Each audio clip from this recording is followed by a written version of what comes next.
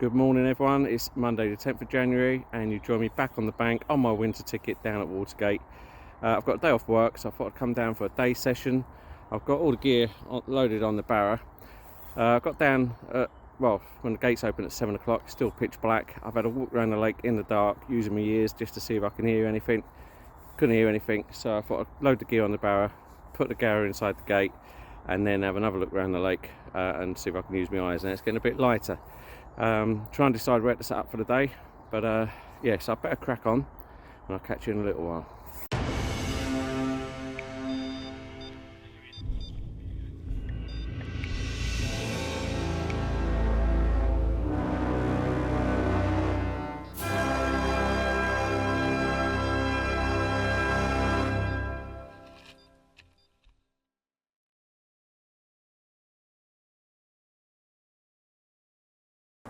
Watch you guys, so I've had a walk around the lake and I've not seen anything. The only things I'm seeing are small fish, small silvers just dappling the surface. I'm going to set up in number one, give it a go. Like I said, I've not seen anything anywhere, so you know, it's as good a place as anywhere really to start. I've set the pod up, just got the rods resting on the pod, they're not actually out yet, and I thought what I'd do is just quickly crumb up some boilie, so let's quickly do that now. So I've got my NGT boilie crusher still going strong, my boilies, just put some of these in here.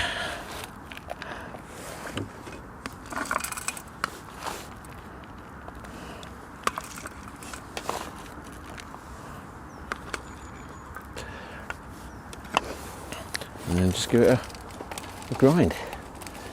And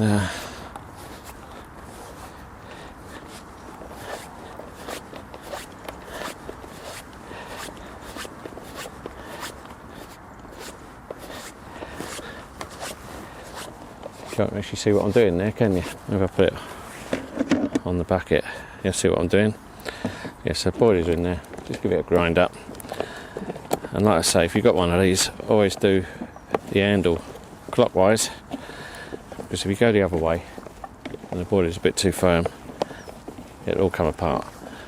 But if you do it clockwise, it just keeps it all nice and tight and it ain't going nowhere. And yeah, I've been using this one for a good couple of years or so now, and probably longer. So yeah, it's doing me proud and it does a good job of crushing up the boilies. So there you go, all done, ready to go in the PVA bag and in the spoon.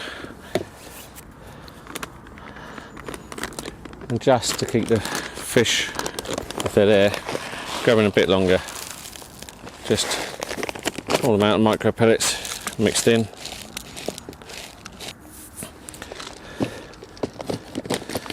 Yeah, so the idea behind the pellets and the boilies is really just to try and keep the fish preoccupied. If you put 10 boilies out, the fish could come in, or a couple of fish could come in, just quickly hoover those up and be off before you know it. But with crushed boilies, a bit of pellet, you've got micro particles in the swim, fish come in, they'll be rooting around for longer, more chance of picking up York bait, but also getting more confident as they're feeding as well, so more likely to pick up York bait. So that's my reason for doing this. Yeah, so it's just a case of making your boilies go further, but also trying to preoccupy the fish at the same time.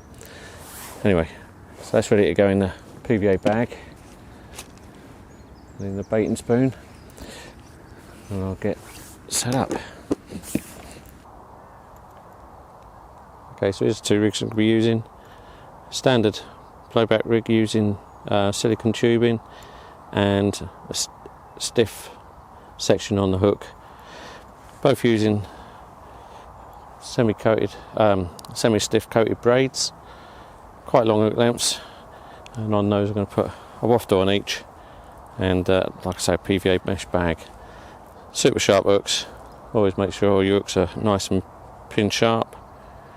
Yeah, so happy with those. So we'll get a bait on.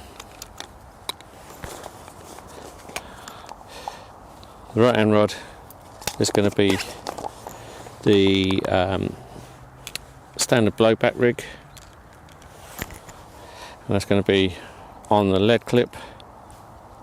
So I'll just put buoy on.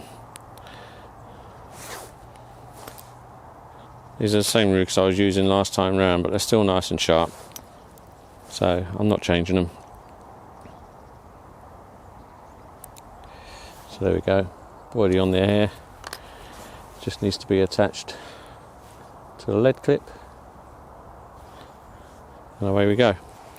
On the left hand rod will be the stiff sectioned hook. It's almost like a hinge stiff rig, but I'm not using stiff all the way through. It's a semi-stiff for the hook length. And again, take the air stop off these. Again, this has been used on my last session last week, but again, like I say, the hook is still nice and sharp, and yeah, I'm more than happy to use it again. If in doubt, I'll always put, excuse me, I had the boilie stop in my mouth then, but if in doubt, I'll always have I'll replace it with a brand new rig if I had any doubts about the sharpness, but that is going straight in my finger without any pressure whatsoever. Left hand rod, like I say, it's going to be the hinged stiff rig as it were, but that's going to be going onto a running system. So yeah, so that's it. I've just got to clip those on, set the pole up, and yeah, get the baits out. So when it comes to tying up the PVA bags this time of year, I'm paranoid about the PVA foam not melting. I've had it a couple of times where you reel in after a couple of hours and it's not dissolved. So what I'll do now is put one or two bits inside the bag, a little bit of boilie crumb, and squash it down, not too much because you don't want to squash the air out of the PVA nugget, and just tie it up as you would normally would. And the idea being, rather than putting the foam on the hook, like I say, I get paranoid about it not dissolving and being stuck on the hook. So doing it this way, I find this PVA, the mesh PVA, dissolves really easily, whatever the weather. No matter how cold the water is, that PVA mesh will always dissolve. So in theory, you wrap that on the hook, goes down, acts as a bit of a parachute, keeps the bait going down nice and slow on top of any debris, and then the mesh will dissolve, leaving the foam to float to the surface. Okay, so last time I quickly showed you this device. I didn't tell you what it was, and I didn't show you how to use it because at the time the weather was too bad. But basically what this is called is a row runner. Costs about £10 or so, available from the tackle box in Dartford, available on mail order if you ever want to get one. Now what it does is it's designed for people rowing their baits out in rowing boats. So you clip it onto the rod like so, and you just make sure that the arm, when it's against the lip of the spool, the line comes off following the arm from the top. So if the spool unwinds that way, you swap it to the other side, but on my spool it comes off this side. So yeah, you clip it on, and basically what that does is it lets one length of line off the coil at a time. Now what this does, it stops any tangles at this end catching in the pod, on the rest, in the buzzer, on any obstructions on the ground. So yeah, it's really good. I used it last time and I really liked it.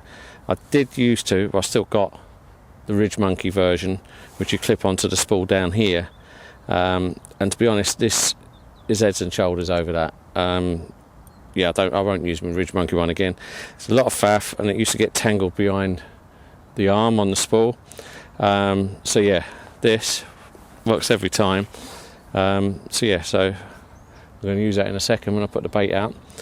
So yeah, a row runner, available from the tackle box in Dartford. like I say, I think it's about £10 or so. What you don't want to do if you're using a pole or a bait boat or whatever, fortunately if I use my bait boat I can hold the control in one hand and the rod in the other, and my finger does this job. With the boat I don't need it, but when you're putting a bait out with a pole, you don't want to use your bait runner, because that would just cause you all sorts of line twist and things. So you want your bail arm open if you're ever putting baits out with a bait boat or a rowing boat or baiting pole. Never use a bait runner, but like I say, this just stops the line coming flying off and causing all sorts of tangles and things. So yeah, brilliant bit of kit, and I'm going to put it to use in a second. So I'm just going to put the left rod out using the baiting pole. So it's running lead set up, but what I've done is I PVA'd the lead to the rig so it can't run back on itself as the lead's sinking through the water. So we put the mesh bag on the hook, wrap it round to trap the air, just so the air can't tangle back through. Now, a little trick I do, just to keep the hook length away from the lead and stop any tangles happening, is I'll just wet a piece of foam and I basically use it like a bit of sticky tape to tape the hook to the front of the spoon. So it does two things: it keeps the hook length away from the lead, it's nicely coiled in the centre there, and it also stops the rig from sliding down and getting tangled in the loop. And then what you have to do is when you put it out, tip the spoon and wait for that to unstick in the water before you pull the rig away. But okay, so I've got my crush boiler going there. I say not a lot, just that over the coil. I'm just going to sprinkle a bit of pellet over. Again, not a lot. It's almost like a large solid bag's worth of food in there. There you go. So just enough, again, to hopefully attract a fish to get its head down and have a munch. So that's that. Gonna get the bait out using the pole and the row runner on the rod there. Now what you'll probably hear is it click from time to time and it pulls the line out. It means it's doing its job. I've got to decide exactly where I want this to go. I think I want it to go over that way.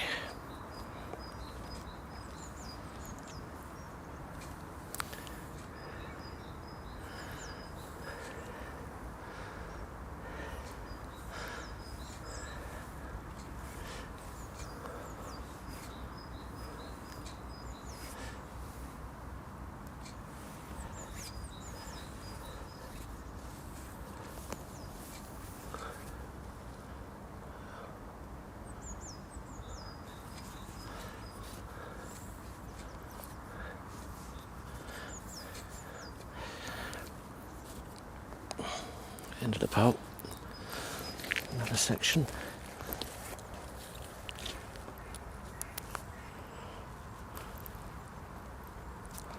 Careful not to tip the baiting spoon over. Here we go.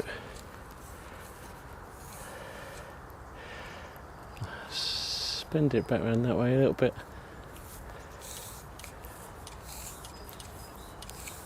Here we go. You can hear the line clipping off the spool using the row runner. Just want to bend it back around this way a little bit more and back again that way. There we go. Often bending it the wrong way, opposite way to what you want it to go, and then quickly doing it the other way gets the required or the desired effect of moving the spoon in the direction you want it to go. And get this on without tipping the spoon over. I keep calling it a boat because it's more like a boat than a spoon. It's getting out there. nearly where I want it. I mean, I could cast this, but you've got the added problem of the lead crashing amongst spooky fish.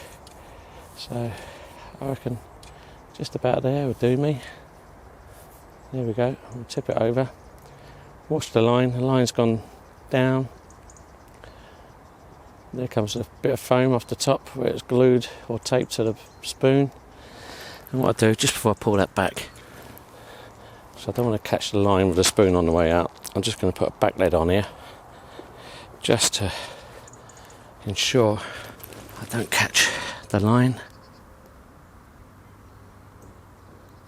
Last thing we want to do is pull the line back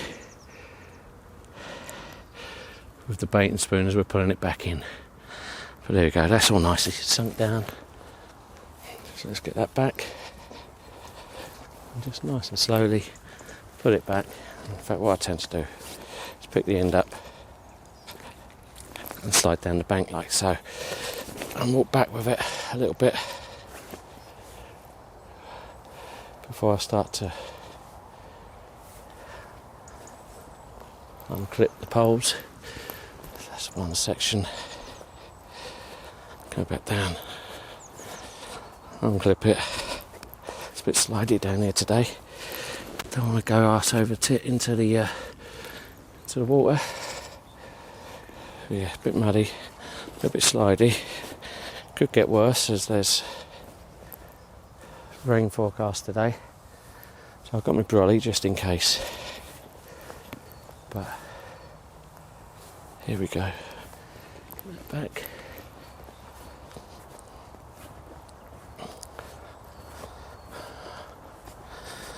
Undo another section. Whee! Last thing I want to do is make heavy footsteps on the floor, sliding around, but sometimes you can't help it. But I'm just coming into view now on the camera. You'll see the bits of foam from where I put the right hand rod out, drifting across the lake. Again, I put those out using the spoon.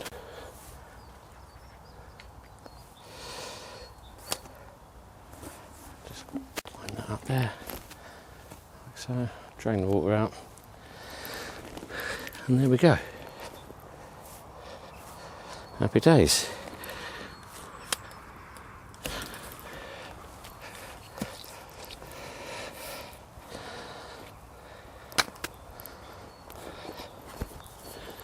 So now what I need to do is unclip that, put it on there for the moment. I'll just move that back lid out so it's not directly under the rod tips.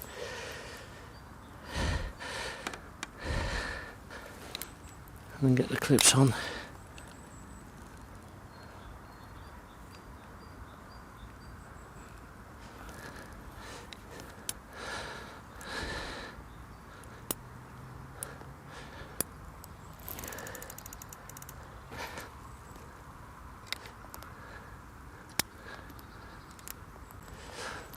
There we go.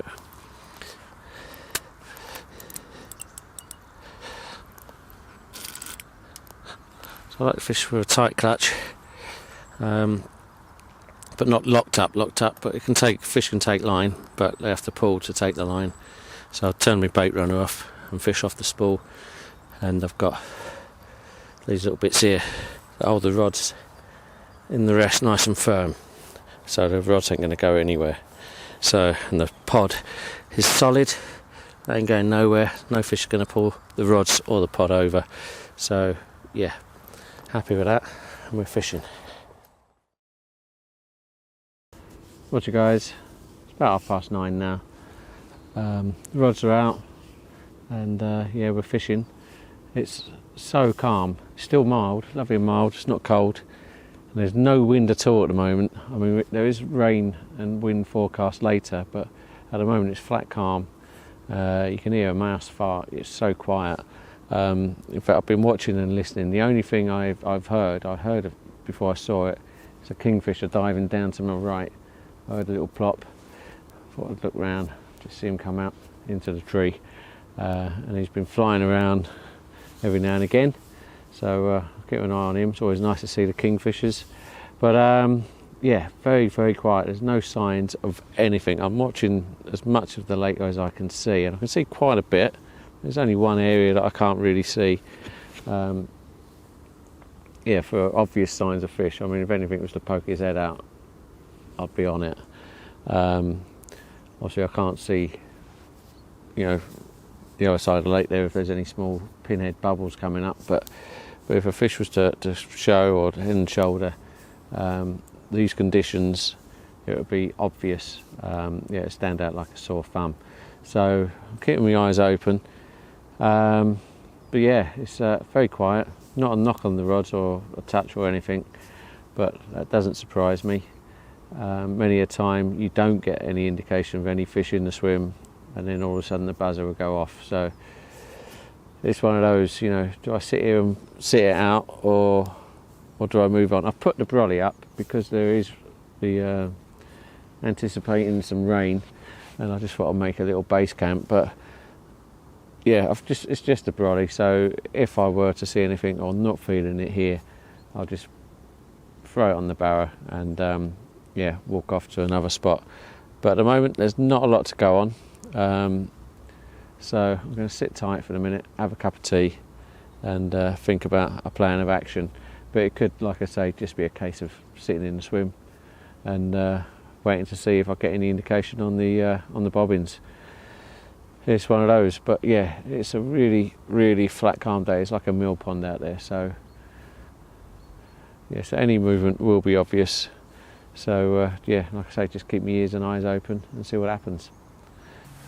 Okay guys, just gone midday, and yeah, not a lot to report. We've had some drizzly rain, quite a bit of a shower as well. It's been going on for, well, an hour or more. So yeah, I'm glad I set the brolly up and got underneath there, otherwise I would be very cold and wet. But fishing wise, I've not seen or heard any fish showing. I did have a little while ago on my right hand rod some single bleeps. I had 3 single bleeps. There's no movement on the bobbin. Yeah, it's a bit weird. No knocks on the rod tips. Yeah, so it's a bit weird, but you know, over about a minute I had about 3 single bleeps, and I was hoping that something was going to materialise, but it didn't. But apart from that, and there goes the kingfisher again, it's the only other thing I've seen, and I've been watching and listening. I've not seen any fish show, and it's still, even with the rain, it's still flat calm. I mean, yeah, you got the ripples from the rain in the water, but there's no movement on the lake itself. And yeah, the only other thing I've seen and been enjoying is the kingfishers, and there's 2 of them flying around. And a little while ago they flew literally between me and the rod butts about eye level, just went past one after the other, which was quite nice to see. Don't think I've ever seen them so close. Yeah, it's like literally about 4 foot away from me, in front of me, my eye level, just literally went through. So I saw one go past, I thought they're like a kingfisher, and a couple of seconds later the other one went through. So yeah, that's about it. And here comes the rain, a bit heavier again. So that's your catch up. Really not a lot to show or to talk about. So bear with me, but it's that time of year when, you know, all we can do is sometimes sit and wait and hope. But it's nice to be on the bank regardless. It's not cold. I mean, it's a little bit of a chill in the air, but it's come with this rain. It's cooled down since the rain started, but it's still, by no means does it feel like, you know, winter fishing per se. It's yeah, pretty mild. Anyway, I'll see you in a little while, and hopefully something will happen. Watch guys, it's about 3:15 now, so I've got probably less than an hour's fishing left. I've packed my bait and pole away. I can't see myself using that again. And yeah, as you can see over my shoulder, the lake is still very, very calm. It's like a mill pond out there. There's some small silverfish showing. I've not seen any obvious signs of carp. Every now and again I see a splash out the corner of my eye, and I'm not entirely sure, I'm not convinced it's carp. I think it's probably bird life that's causing those larger splashes that I've seen. Yeah, so very, very quiet. It's been a nice day though. It's not been cold. Again, it's been quite a mild January day. But we've got a little while. You never know. It may happen. One of these may go off. Who knows? Here's hoping. But yeah, so as I packed the baiting pole away and I put the brolly away in a minute. It stopped raining. It stopped raining about 3/4 of an hour ago. And yeah, so, but I'll keep the brolly up just in case there's any more showers coming our way. That'll be going down soon, and then followed by the rest of the gear. Before I go, I'll do a quick catch up and let you know how it goes. See you in a bit. Okay guys, it's about 20 to 4 now. I've put the brolly away, just about to put the cameras away and slowly start packing the rods down. But looking like a blank. If something does amazingly happen between me putting the camera away and getting the kit to the car, I'll definitely let you know, but I don't think it's going to happen. Still extremely calm. I don't think I've ever fished this lake where it stayed this calm for so long. And all the silvers are all starting to come up and show on the surface. It's that sort of time of the day when the sun starts going down and the fish start getting active. So there's still a chance, there is a chance. Very slim, and it's getting slimmer as the seconds tick on. But we gave it a go. There wasn't a lot to go on today. I couldn't see any fish anywhere. Yeah, it's very, very quiet, and yeah, done what I can. I've sort of, without seeing the fish, I've gone where I've caught fish in similar conditions, and that's the best I can do really. So that's it. A blank, unfortunately, but until next time, stay safe everyone, and if you get on the bank, be lucky. See you next time.